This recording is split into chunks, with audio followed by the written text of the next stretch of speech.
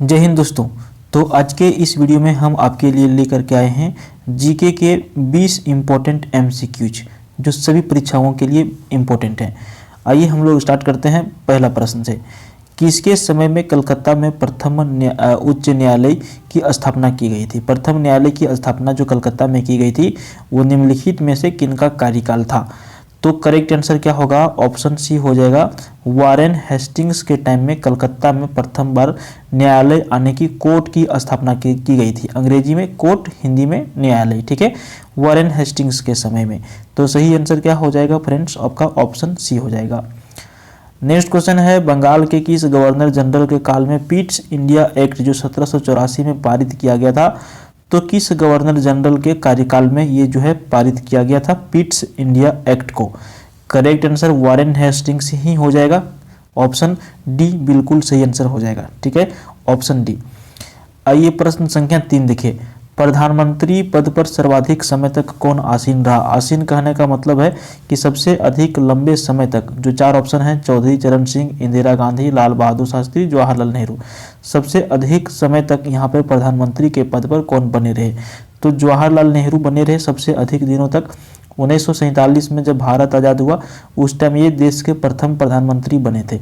बाद में इनकी डेथ हो गई और लगभग ये यानी कि इन ऑप्शनों में से सबसे अधिक दिन ये प्रधानमंत्री बने रहे। ठीक है, लाल बहादुर शास्त्री भी प्रधानमंत्री रहे थे, लेकिन इनके जाने के बाद लाल बहादुर शास्त्री बने, फिर इंदिरा गांधी बने, फिर चौधरी चरण सिंह भी यहाँ पे प्रधानमंत्री बने थे, लेकिन सबसे ज़्यादा कार्यकाल जवाहरलाल नेहरू का था। अच्छा, एक प्रश्न पूछा जाता है कि सबसे कम उम्र के प्रधानमंत्री अभी तक कौन बने हैं? तो सबसे कम उम्र के जो प्रधानमंत्री बने थे राजीव गांधी बने थे। ठीक है, तो ये भी आपको ध्यान में रखना है। अगला प्रश्न देखिए, किस प्रधानमंत्री ने एक बार पद से हटने के पश्चात दोबारा पद संभाल लिया था? सही आंसर क्या हो जाएगा? अच्छा, ये प्रश्न पहले समझ लीजिए। एक बार पद पर से हटने का मतलब है कि मान के चलिए अभी का जैसे कार्यकाल चल रहा है 2019 से लेकर के 2024 में मोदी जी भी यहाँ के प्रधानमंत्री हैं, लेकिन यहाँ पे हो सकता है कि 2024 में मोदी जी चुनाव हार गए और यहाँ पर 2029 तक किसी दूसरे व्यक्ति की सरकार आ जाए। ठीक है, और फिर जब 29 में चुनाव हो तो यहाँ पे मोदी जी फिर से यहाँ पर काबिज हो जाए। तो यही है कि एक बार प्रधानमंत्री के पद पर हटने के बाद दोबारा पद संभालने के लिए जो यहाँ पे आई थी वो इंदिरा गांधी थी। ठीक है, एक बार यहाँ पे हटने के बाद दोबारा पोस्ट अपना जो है फिर से इन्होंने कब्जा कर लिया था प्रधानमंत्री पद के लिए। अगला प्रश्न देखिए, सबसे कम उम्र में प्रधानमंत्री पद पर आसीन होने वाले व्यक्ति। देखिए, अभी हमने आपको इसके बारे में बता रहा था, ये वो बताया भी, राजीव गांधी जो है सबसे कम उम्र में प्रधानमंत्री के पद पर जो है सुशोभित किया था पद को इन्होंने, राजीव गांधी ने। करेक्ट आंसर ऑप्शन ये हो जाएगा। उसके बाद प्रश्न संख्या 6 में पूछ रहा है कि भारतीय संविधान का आप किस प्रकार वर्णन करेंगे? तो यदि हम चारों ऑप्शन को देखेंगे, थोड़ा सा समझ लेते हैं ऑप्शन को पढ़ के कि बहुत छोटा एवं सुसंगत। तो भैया हमारा संविधान छोटा नहीं है, इसलिए हम इसको काटते हैं ऑप्शन कि ये बिल्कुल गलत है। या लिखित संविधान नहीं है, तो ये भी गलत है। हमारा संविधान पूरे विश्व का सबसे बड़ा और सबसे ये लिखित संविधान है। विश्व के सबसे विस्तृत संविधान में से एक हमारा संविधान है। तो हमारा सही क्या हो जाएगा? ऑप्शन सी हो जाएगा। ठीक है, आगे बढ़ते हैं प्रश्न संख्या 7 की ओर। भारत का संविधान मान्यता प्रदान करता है किस चीज़ को? ऑप्शन देखना पड़ेगा। ऑप्शन ए में बता रहा है कि धार्मिक एवं भाषाई अल्पसंख्यकों को। हम लोग पहले ऑप्शन को पढ़ लेते हैं फिर डिसीजन करेंगे। ऑप्शन बी में कह रहा है कि केवल धार्मिक अल्पसंख्यकों को, या फिर ऑप्शन सी में कह रहा है केवल भाषाई अल्पसंख्यकों को। तो सही आंसर क्या होगा? धार्मिक एवं भाषाई अल्पसंख्यकों को भारत का संविधान मान्यता प्रदान करता है। ऑप्शन बी और सी क्या है? गलत है। प्रश्न संख्या 8 पूछ रहा है कि भारतीय संविधान को कौन सी विशेष व्यवस्था इंग्लैंड से ली गई है? आपको पता है कि हमारा जब संविधान बन रहा था तो बहुत सारे दिन यहाँ पे इसको बनाने में लगे, और हमारा भारत का संविधान सबसे बड़ा विश्व का संविधान है, आपने देख भी लिया। और इसको बनाने के लिए अलग अलग देशों के संविधान से कुछ कॉपियाँ की गई हैं। ठीक है, तो वही बोल रहा है कि इंग्लैंड से क्या कॉपी की गई है, इंग्लैंड से क्या ली गई है? तो संसदीय प्रणाली व्यवस्था इंग्लैंड से ली गई है। ठीक है, अगला प्रश्न है, मिंटो मार्ले सुधार का क्या उद्देश्य था? तो मिंटो मार्ले का सुधार का जो उद्देश्य था पृथक निर्वाचन प्रणाली को लाना था। यही इसका सही आंसर होगा, ऑप्शन ए। ठीक है, अगला प्रश्न है, संविधान सभा के अस्थायी अध्यक्ष कौन थे? देखिए, संविधान जब यहाँ पे बनने के लिए हुआ तो यहाँ पे अध्यक्ष का चुनाव किया गया, और उस टाइम जो है अस्थायी अध्यक्ष चुना गया था सच्चिदानंद सिन्हा को। सही आंसर आपका होगा ऑप्शन सी। और ये इनका एज थोड़ा ज़्यादा था, इसलिए फिर इनको हटा करके डॉक्टर राजेंद्र प्रसाद को अस्थायी अध्यक्ष चुना गया था। तो यहाँ पर आपका ऑप्शन सी सही है, ठीक है, सच्चिदानंद सिन्हा को। देखिए सेम प्रश्न है, संविधान सभा के अस्थायी अध्यक्ष कौन बनाए गए? तो बनाए गए थे डॉक्टर राजेंद्र प्रसाद, जो बाद में भारत के प्रथम राष्ट्रपति भी बने थे। अगला प्रश्न है, भारत की नागरिकता निम्नलिखित में से किस प्रकार प्राप्त की जा सकती है? अगर यदि कोई मान के चलिए विदेश से आया हुआ, जैसे मान के चलिए कोई अमेरिका से आया हुआ है, उसको भारत की नागरिकता प्रदान करने के लिए क्या क्या करना पड़ेगा? तो ये हम लोग यहाँ पे ऑप्शन देख लेते हैं। जन्म से वो नागरिकता प्राप्त कर सकता है, देशीयकरण से कर सकता है, वंशानुक्रम से कर सकता है, फिर ये सभी। तो यहाँ पर आपका सही आंसर होगा ये सभी। अगर यदि कोई व्यक्ति का जन्म यहीं हुआ है तो नागरिकता उसको मिल सकता है, देशीयकरण से मिलेगा और वंशानुक्रम से भी मिल जाएगा, ठीक है। अगला प्रश्न पूछ रहा है कि निम्नलिखित में से कौन सी शर्त भारत की नागरिकता प्राप्त करने के लिए नहीं है? तो भारत की नागरिकता प्राप्त करने के लिए जो ऑप्शन नहीं है वो है संपत्ति का स्वामित्व। कोई मान के चलिए अगर यदि इंग्लैंड का व्यक्ति यहाँ आकर के ज़मीन खरीद लिया तो इसका मतलब ये नहीं हो गया कि वो यहाँ का अस्थायी निवासी हो गया, नागरिकता उसको मिल गई। तो स्वामित्व अगर यदि संपत्ति प्राप्त कर लेते हैं तो आप वहाँ के नागरिक नहीं बन जाते हैं, समझ गए।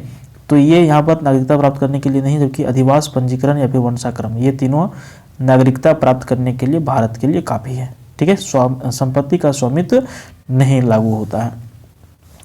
झारखंड राज्य का गठन कब किया गया? तो झारखंड राज्य का गठन किया गया 15 नवंबर 2000 ईस्वी को, ठीक है। वर्तमान में भी 28 राज्य हैं भारत में। 29 राज्य पहले थे, जम्मू और कश्मीर को तोड़ करके 2 अलग अलग केंद्र शासित प्रदेश बना दिया गया, जम्मू कश्मीर और लद्दाख को, इसलिए फिर से यहाँ पर 28 राज्य हो गए। अगला प्रश्न, जनसंख्या वृद्धि से आर्थिक विकास की गति पर क्या प्रभाव पड़ेगा? आपको पता है कि सबसे अधिक पूरे विश्व में जनसंख्या भी चीन में है 1 नंबर पर, और 2 नंबर में हमारा है भारत। तो अगर यदि जनसंख्या की वृद्धि बहुत ज़्यादा हो जाए, ठीक है, तो आर्थिक विकास की गति इसमें क्या हो जाएगी? तो ये मंद हो जाएगी, ठीक है, आर्थिक विकास की गति मंद हो जाएगी। सही आंसर ऑप्शन सी होगा। अगला प्रश्न है, निम्नलिखित में से प्राथमिक क्षेत्र किसे कहा जाता है? तो प्राथमिक क्षेत्र के अंतर्गत कौन सा आएगा? ऑप्शन देखना पड़ेगा, कृषि क्षेत्र को, सेवा क्षेत्र को, औद्योगिक क्षेत्र को, और फिर इनमें से कोई नहीं। तो करेक्ट आंसर हो जाएगा आपका कृषि क्षेत्र को। कृषि क्षेत्र जो है, इकोनॉमिक्स का प्रश्न आपको पता है, कृषि क्षेत्र जो है ये प्राथमिक क्षेत्र के अंतर्गत आते हैं, ठीक है। मानवाधिकार आयोग की स्थापना कब हुई थी? अगला प्रश्न आपका है, ठीक है। तो देखिए मानवाधिकार आयोग की जो स्थापना हुई वो हुई थी 1993 ईस्वी में, ठीक है। मानवाधिकार, अच्छा मानवाधिकार का जब तोड़ के इसको पढ़ेंगे तो क्या पढ़ेंगे? मानव का अधिकार, मानव का कोई शोषण नहीं कर सकता, ठीक है। जैसे आपने सुना होगा बहुत बार यहाँ पे जो है रेप वगैरह हो जाते हैं भारत में, तो नीज वगैरह पूरा ये हो जाता है। सभी लोग कहते हैं कि मानवाधिकार वाले लोग कहाँ बैठे हैं, अभी ये नहीं बोल रहे, अभी वो नहीं बोल रहे हैं, इसके प्रति ये हो गया। तो मानव के लिए जो लड़ने वाले हैं, उसके अधिकार के लिए जो लड़ने वाले हैं, वही हो गया मानवाधिकार। इसके लिए संस्था बनाया गया है जो 1993 में बनाया गया था, समझ गए। चलिए 18 नंबर देखिए, भारत में राष्ट्रीय उपभोक्ता दिवस कब मनाया जाता है? तो प्रत्येक वर्ष भारत में राष्ट्रीय उपभोक्ता दिवस मनाया जाता है 24 दिसंबर को। अच्छा ये उपभोक्ता दिवस क्या होता है?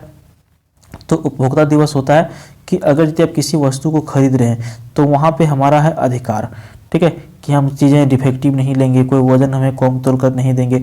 इसके लिए बहुत सारे हॉलमार्क वगैरह जो बनाए गए हैं, ट्रेडमार्क बनाए गए हैं, उन सारी चीज़ों को फॉलो करते हुए अगर यदि दुकान सेलर जो है सेल नहीं करता है तो हमारा अधिकार वहाँ है, उपभोक्ता का अधिकार। तो इसीलिए जो है उपभोक्ता अधिकार दिवस भी मनाया जाता है भारत में, जो 24 दिसंबर को मनाया जाता है, समझ गए। तो यही सब चीज़ें हैं। और उसके बाद यहाँ पर प्रश्न संख्या आपको 19 में पूछ रहा है कि निम्न में से कौन भोज्य पदार्थों की शुद्धता की गारंटी देता है?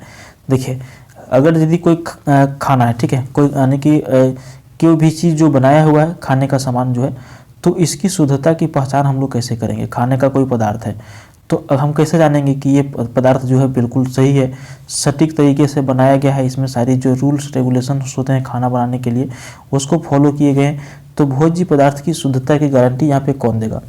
हॉलमार्क देगा, एग मार्क देगा, बुल मार्क देगा, या फिर ISI मार्क देगा। तो ये सारी चीज़ें प्रोडक्ट के मार्क होते हैं, ठीक है। तो यहाँ पर अगर यदि हम यहाँ पे देख लेंगे कि एग मार्क, ठीक है, कोई भी खाने की चीज़ें जो होती है उसके ऊपर एग मार्क यहाँ पे लगा हुआ रहता है। अगर यदि एग मार्क वहाँ पे लगा हुआ है तो आप समझ जाइए कि ये चीज़ें जो है वेरीफाइड करके बनाई गई हैं, ये चीज़ें सही है। जिसके ऊपर एग मार्क नहीं रहता है उसमें दिक्कत होता है। आप हल्दी वगैरह के पैकेट खरीदते होंगे, हल्दी, ठीक है, टर्मरिक, उसके ऊपर भी यहाँ पे एग मार्क लिखा हुआ रहता है, उसका मार्का लगा हुआ था। फोटो हमारे पास अभी नहीं है, नहीं तो आपको हम दिखा देते हैं, आप एक चेक कर सकते हैं बिल्कुल अपने घरों में, समझ गए। तो एग मार्क जो है भोज्य पदार्थों की शुद्धता की गारंटी देता है। उसके बाद यहाँ पर आपका अगला और अंतिम प्रश्न है कि भारत में सबसे बड़ी इलायची का अधिकतम उत्पादन किस राज्य में होता है। भारत में सबसे अधिक इलायची का उत्पादन कहाँ पर होता है, तो सही उत्तर होगा सिक्किम यहाँ पर, ठीक है। सबसे अधिक इलायची का उत्पादन जो होता है सिक्किम राज्य में होता है। तो यहाँ पर आप लोगों ने 20 प्रश्न कंप्लीट कर लिया। अच्छा लगा तो लाइक करिए, इस तरह का वीडियो देखने के लिए चैनल को आप सब्सक्राइब करिए। Thank you.